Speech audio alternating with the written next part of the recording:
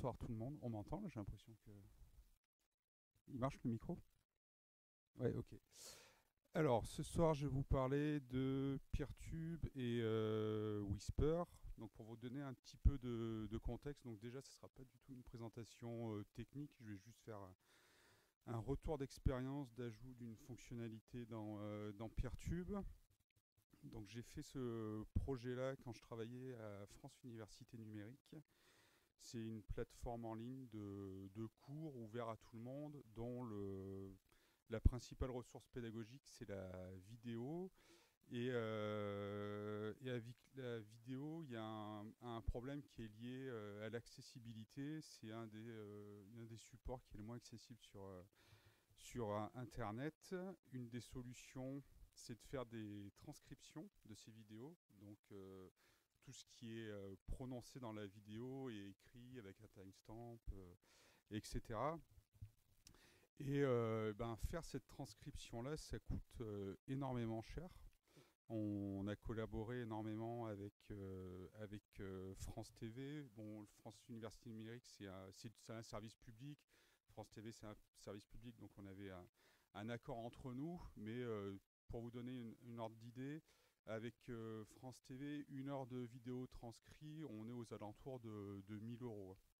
Le catalogue de Fun, c'est 5500 heures de vidéo. Je vous laisse faire le calcul de ce que ça peut représenter. Il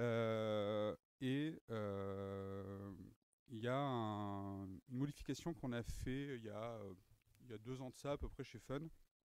C'est qu'on s'est mis à utiliser le logiciel Peertube. Pas clairement juste une petite brique. Alors Peertube, qu'est-ce que c'est? Peertube, c'est un YouTube-like que vous pouvez héberger sur votre serveur qui permet de diffuser de la vidéo. Elle permet, on peut même faire du live avec, si Clermont Tech cherche un remplacement à Twitch. Voilà. Vous pouvez utiliser Peertube. Donc c'est un projet qui est français, qui est développé par l'association Framasoft. Il y a un développeur plus la communauté qui participe à ce projet-là. Donc le but, c'est de partager de la vidéo. C'est sous licence libre. C'est ce qu'on appelle un commun numérique. C'est financé par vos dons. C'est financé par... il y a la fondation NLNet qui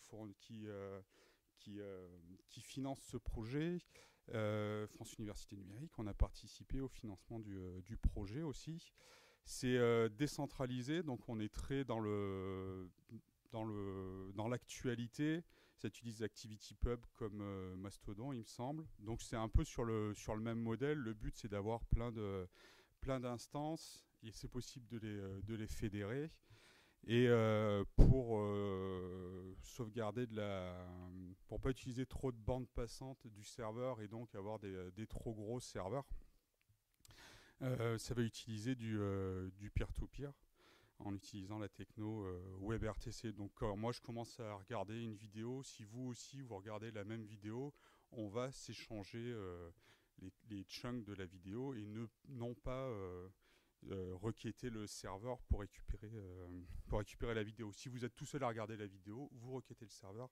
À partir du moment où il y a plusieurs personnes qui regardent la vidéo, on va échanger les chunks entre nous. Donc du coup, vous n'avez pas besoin d'un serveur énorme pour faire tourner Peertube. Vu comme on est sur un système décentralisé, rechercher les vidéos, c'est pas simple. Ils ont monté un autre projet qui s'appelle Sepia Search qui va aller chercher dans toutes les instances. Une fonctionnalité, vous avez la possibilité de vous retirer de la décentralisation. C'est pas quelque chose qui est obligatoire. Et du coup, il y a quasiment toutes les administrations françaises ont leur propre instance Peertube. Elle ne s'est pas connectée au reste. Mais à l'Éducation nationale, ils ont leur instance. À l'ESR, ils ont leur instance, etc. Donc là, j'ai fait une copie d'écran de à quoi ça ressemble. Donc c'est vraiment un YouTube-like, quoi.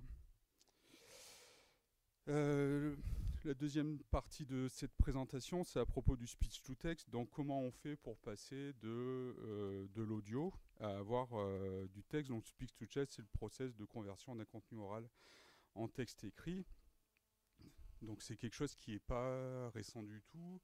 Et, sur le sujet de l'informatique, on s'y intéresse depuis très longtemps, puisqu'un des premiers travaux date de 1952.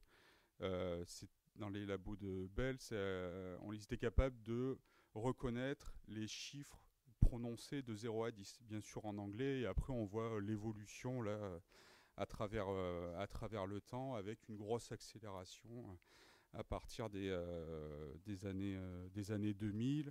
L'assistant Siri, il me semble que les débuts des travaux, c'est 2003, quelque chose comme ça. Et aujourd'hui, ben, vous l'avez dans votre iPhone. Moi, je me souviens quand j'étais enfant avoir utilisé Dragon Naturally Speaking, par exemple. Mon père n'arrêtait pas de rédiger des documents avec ça. Et dans l'ère moderne, à partir des années 2000, donc on est passé sur l'automatic speech recognition. Donc c'est le speech to text auquel on a rajouté du machine learning, de l'intelligence artificielle. Et à partir de là, on a une couverture beaucoup plus grosse. On commence à reconnaître tous les mots. C'est de plus en plus fin. Et grosso modo, le fonctionnement, on va prendre, si on prend l'exemple d'une vidéo, on va extraire la bande audio de la vidéo, puis ça va couper en petits morceaux, généralement de 30 secondes, en essayant de ne pas tronquer un mot. On enlève tout ce qui est bruit sur cet audio-là, on extrait la parole. La parole est transformée en phonème. Un phonème, c'est la plus petite unité dans la diction qui permet de distinguer un mot d'un autre. Et après, c'est là que la partie... Donc, il y a des modèles qui sont utilisés déjà ici pour transformer la parole en phonème, etc. Et donc là, on fait la prédiction du mot, où il devine à partir du phonème quel texte ça peut représenter. Et à la fin, on a une sortie qu'on peut enrichir ou non. On peut l'enrichir en faisant de la diarisation, c'est-à-dire détecter qui parle. On a speaker 1, speaker 2, speaker 3. On peut timestamper. Donc si on veut faire un sous-titre à partir de ce transcript, si on a le timestamp, on peut caler les mots sur la vidéo.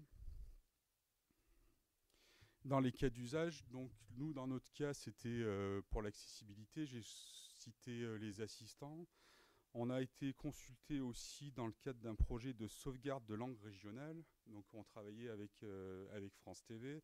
Eux, à France 3, ils ont une base de vidéos qui est assez énorme avec de la parole en langue régionale. Visiblement, des traces écrites de ces langues régionales, il n'y en a pas beaucoup. Et donc, ils voulaient faire une transcription de toutes ces vidéos-là pour garder une trace écrite, faire donc un projet de sauvegarde. Mais les modèles existants, eux, connaissent pas trop ces langues régionales, donc il y avait tout un programme d'apprentissage de modèles, etc. Et après, call center, marketing. J'ai eu l'occasion de discuter avec le ministère de l'Intérieur qui l'utilise pour faciliter les auditions. Donc ils utilisent la même solution que nous on a mis en place. Et donc on en arrive à Whisper, la solution technique qu'on a utilisée. Ça a été publié en septembre 2022 par OpenAI. Donc je vous ai mis le repo Git en dessous. Whisper, par rapport au modèle qui existait avant, qui était très utilisé, c'était Vosk. Le problème de Vosk, c'est qu'il n'est pas multilangue, par exemple. Il va falloir choisir le modèle qui correspond à la langue qu'on veut transcrire. Donc avoir une vidéo, par exemple, qui soit 100% en français. Il existe plusieurs implémentations de Whisper. OpenAI a publié sa version en Python. Et la communauté elle a fait d'autres implémentations, C++, etc. Il existe plein de modèles disponibles et on va utiliser qu'un seul modèle. Là où les solutions précédentes, il fallait switcher sur plusieurs modèles pour avoir à la fin une transcription. Là, on utilise un seul modèle, on fait la transcription et à la fin, on a un résultat. Possible d'utiliser en libre ou en CLI. La traduction automatique, ça c'est un peu comme ChatGPT, c'est pas une feature qu'ils avaient prévue, mais à la fin, ils arrivent à faire de l'autre langue vers l'anglais et jusqu'à je ne sais plus quel modèle qui est plus disponible, enfin en tout cas en téléchargement. Il y avait possibilité de faire d'une langue du français à l'italien par exemple. C'était quelque chose qu'ils ne voulaient pas. Et ils l'ont retiré finalement parce que trop compliqué à maintenir, mais c'était possible de le faire. Il y a une communauté qui est assez impressionnante autour du speech to text, en particulier de Whisper. Donc on trouve vraiment plein de solutions, possibilités d'échanger. En France, il existe pas mal d'acteurs qui en font.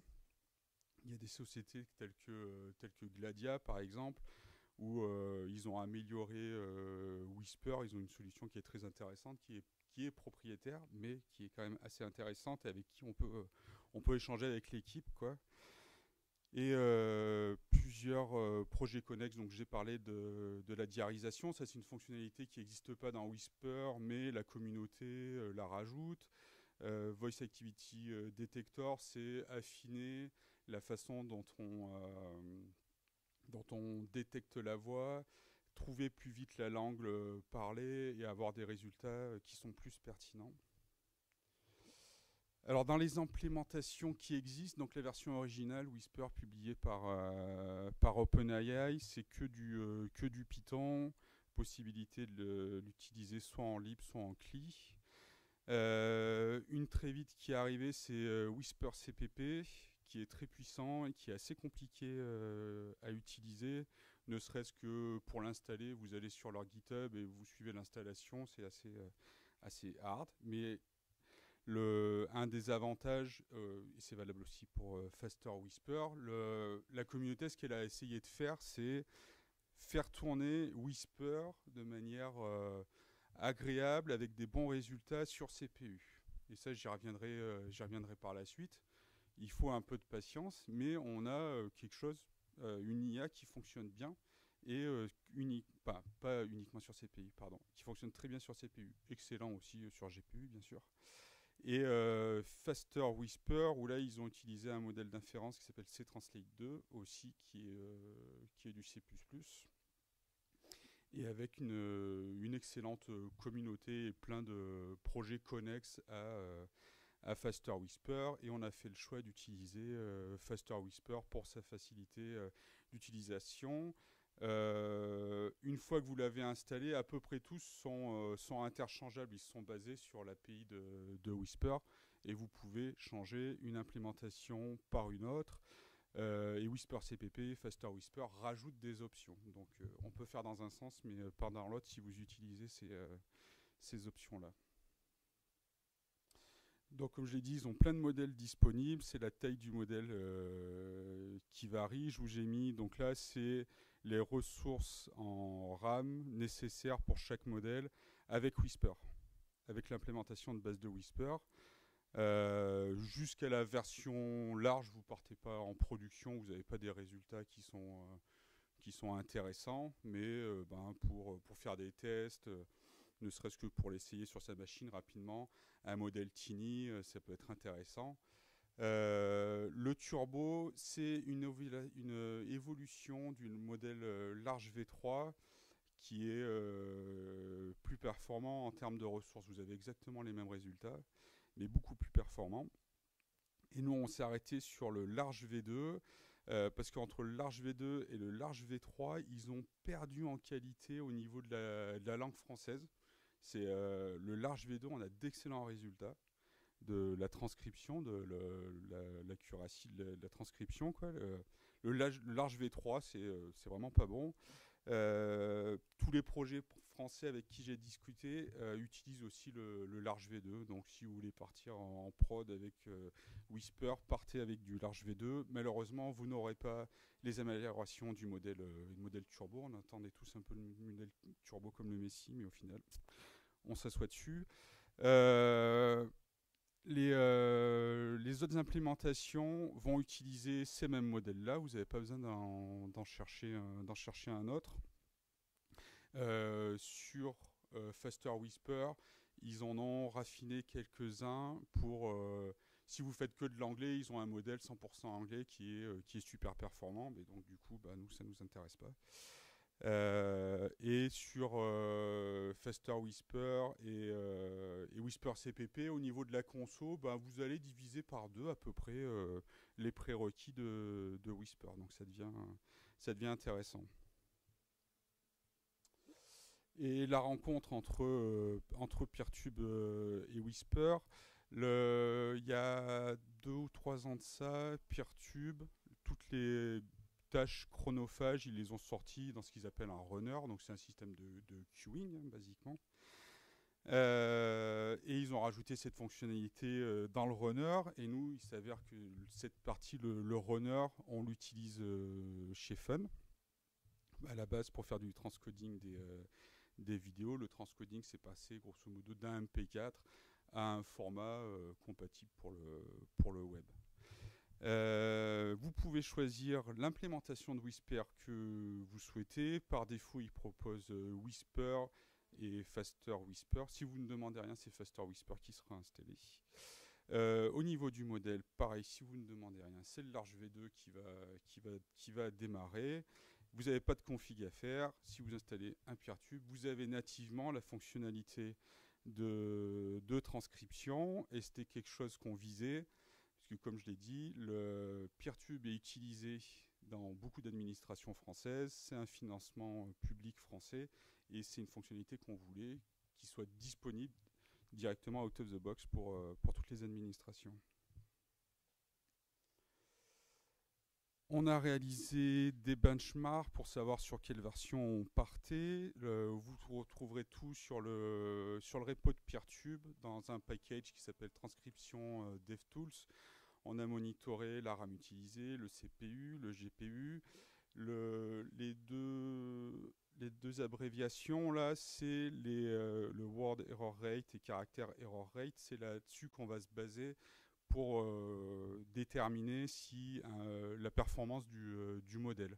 Donc si vous allez sur le repo de Whisper, vous verrez qu'il y a un endroit, ils font un comparatif avec où ils donnent leurs stats de là où ils en sont, en vous disant, voilà, au niveau du word error rate, sur ce modèle, sur tel corpus de texte, ils les jouent toujours sur le même corpus de texte.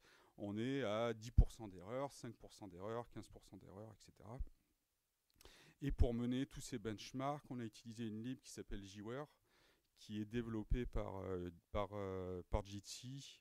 Et voilà, vous lui donnez d'un côté la source de vérité, de l'autre côté ce qu'a produit votre outil de speech to text, et il vous donnera les deux, le word error rate et le caractère error rate.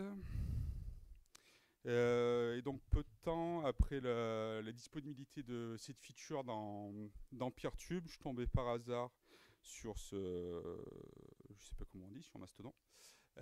Et donc c'est un Belge, cette personne. Il avait fait une interview à la télé belge, et il a pris les replays qu'il a mis sur son instance Peertube. Et il ne savait même pas qu'il avait la fonctionnalité d'activer. Il a cliqué, générer la transcription, ça lui en a fait des sous-titres, et il était super content du résultat. D'après lui, mieux que sur YouTube. Je ne sais pas si c'est vrai ou pas, mais bon, voilà, c'est toujours bon à prendre. Nous chez Fun, ils font toujours, j'y suis plus, je dis toujours on fait. Ils font du Django. Mais moi, je fais toujours du Django. Et donc, on a fait une passerelle entre Django et Peertube. Donc, le runner Peertube, il expose une API. Donc, on dialogue avec le runner. Si vous voulez rajouter de la vidéo dans un projet de Django existant, eh ben, vous pouvez faire du transcoding, vous pouvez faire de la transcription, du live et je sais plus quoi encore. Voilà, et, on essaye de maintenir une compatibilité entre les deux, vu comme c'est des développeurs, bon, français ça aide à l'interaction, mais qui sont très sympas sur le projet Peertube. Ils nous envoient toujours une petite notif pour nous dire il y a telle évolution dans le runner. Quelques chiffres. Donc une fois le projet terminé, on a lancé sur tout le catalogue. Donc les 5500 heures, c'est ce qui n'était pas... c'est les vidéos qui n'avaient pas de transcription. Il y en avait qui avaient déjà des transcriptions, donc en fait on a plus que ces 5500 heures. La transcription, donc on a pris un GPU, un L40S, donc on n'est pas du tout sur les puces les plus grosses, quoi. Ça a pris à peu près d'une semaine pour le faire. Donc 5500 heures en une semaine, c'est plutôt intéressant. Pour un coût qui avoisine les 500 euros. Je vous rappelle au début, 1 heure, 1000 euros, fait par France TV, ça vous donne un bon ratio. On est très loin du résultat de France TV. Alors ça, c'est évident parce que France TV, en plus, ce qu'ils sont capables de faire, c'est de contextualiser le texte et de pouvoir donner un petit plus que peut pas faire Whisper. Une fois ce batch terminé, et ben on est repassé sur de la transcription sur CPU en fait. Donc on va utiliser de la ressource qui existe déjà, on ne rajoute pas de ressources supplémentaires, c'est un peu à temps perdu. Sur un service comme Fun qui utilise quand même beaucoup de vidéos, c'est pas tous les jours que des vidéos sont rajoutées, et on n'a pas l'utilisation d'un... Avoir un GPU rien que pour nous, bah, ça serait un peu démesuré, ça coûterait très cher, etc. Donc du coup, on reste sur du CPU. Sur du CPU, on est pour 1 heure de vidéo, c'est 1 heure de transcription, grosso modo. Vous uploadez une vidéo, si elle fait 1 heure, vous revenez dans 1 heure, et dans 1 heure, vous aurez votre transcription sur un modèle large V2 avec des résultats très satisfaisants. Et sur un L40S, pour 1 heure, je crois qu'on faisait quelque chose comme 4 minutes 30. 1 heure de vidéo, 4 minutes 30 après, on avait la transcription avec les mêmes résultats. Et une fois qu'on a cette transcription, donc l'accessibilité c'est bon, c'est gagné. On demande à ceux qui ont fait les vidéos de faire une passe dessus, de corriger ce qui ne va pas. Ils ont plutôt joué le jeu. Et qu'est-ce qu'on peut en faire de cette transcription? Ça peut être une base de travail. On peut l'indexer, toute cette transcription, et donc rechercher dans toutes les vidéos. On peut faire une base de connaissances et l'utilisation de LLM. Il existe des projets, notamment un qui est fait par l'université Saclay, dont j'ai mangé le nom, il s'appelle Aristote, où on lui donne la transcription d'une vidéo et ça va générer un quiz, un résumé. Les quiz vont pouvoir sanctionner que l'étudiant a compris ce qu'il y a dans la vidéo. Et voilà, ma présentation m'a manqué de cœur, donc j'en ai rajouté un ici. Merci.